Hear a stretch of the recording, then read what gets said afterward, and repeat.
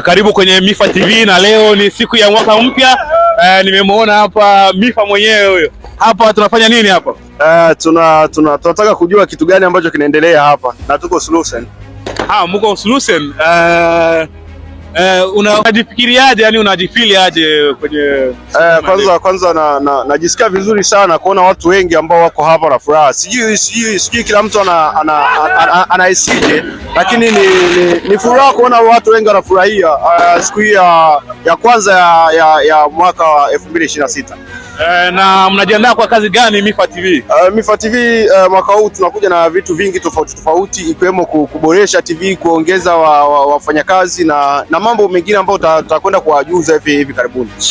So mashabiki wajiandae kabisa. Yani watazamaji wetu, watu ambao wanatufuatilia kwenye Mifa TV wazidi kuwa karibu na TV zao ili kuendelea kujua kitu gani ambacho kinaendelea hapa mjini na sehemu yote. Unawaambiaje mashabiki wa Mifa? Kwanza kitu ambacho tutawaambia ni kuwa watu yani watu wote kwa ujumla waheshimu sana udongo, kwa maana udongo ni kitu ambacho tunaikanyaga kila siku, yani kila siku tunatembea juu ya udongo, lakini one day udongo ndo utakuja kuwa paa ya nyumba zetu, yani udongo utakaa juu yetu.